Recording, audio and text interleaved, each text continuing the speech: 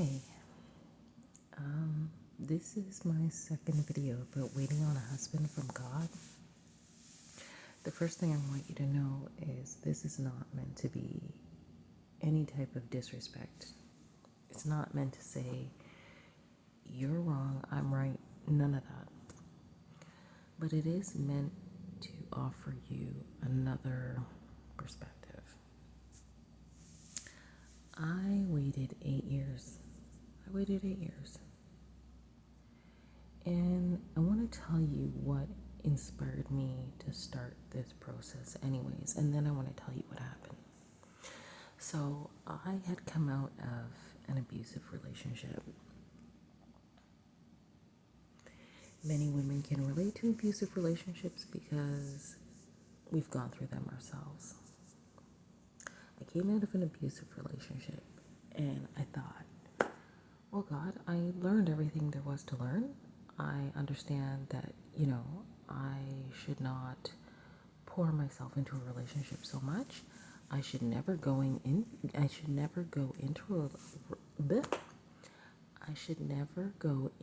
a relationship trying to use a human being to replace you, my Lord, because this was the biggest thing in my mind. This is what I thought it was all about.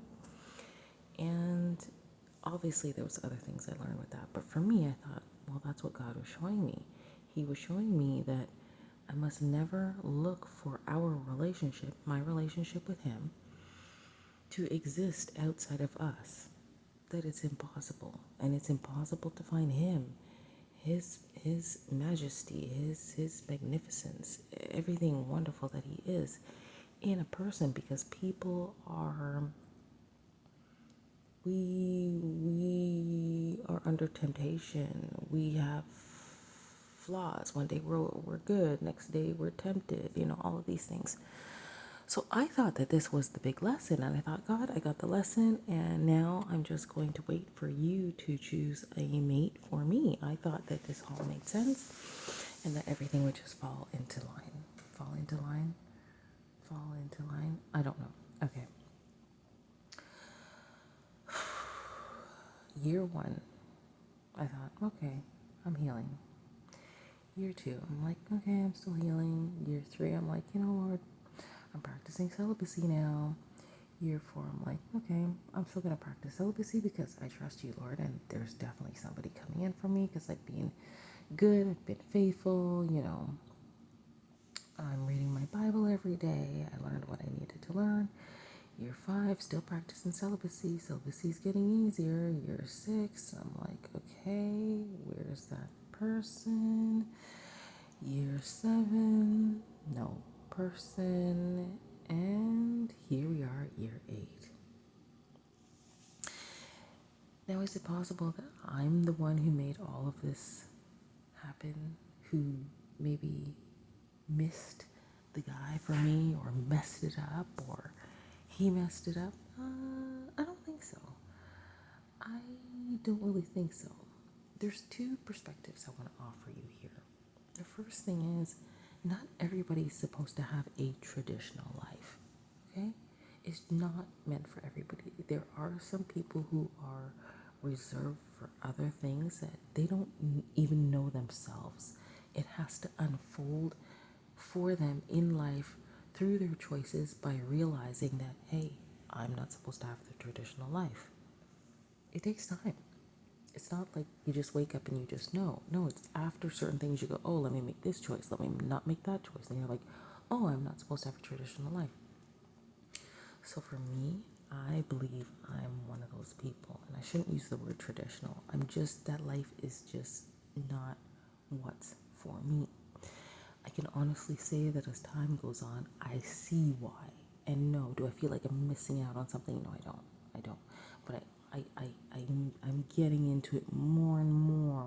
Why that I believed that waiting on a husband was for me, and having a husband was for me because of society. But now when I look at everything that God has shown me and taught me in the process that I've been through, it's not. And I'm fine with that. I feel great because I don't want to get into too much of it because I will break it down at some other time, but I'm good with it. I'm good with it. God is amazing, and yeah.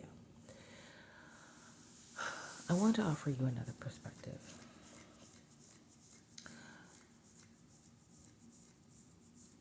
This is where, in this, what you're listening to, this video you're listening to, where things take a turn in a positive direction. So the last, I'm going to say 2 to 3 years of this 8-year journey that I've been on, I have actually used it to improve myself. You might be saying, what do you mean improve yourself? Well, there's like a lot of ways a person can improve themselves, but because I am one who loves the Lord, I just got very, very, very interested in the Word. The Word, it just became something I felt like I needed to absorb and understand. There's a Bible verse that talks about man shall not live by bread alone, but by every word of living God. I'm sorry, I'm misquoting that. And it's like the more I dive deeper, the more I'm understanding all of this. Right. So what I was trying to say is, instead of waiting on a husband, I want to invite you to do something else. I want to invite you to become the best version of yourself. I think a lot of women do that during the waiting season, they call it.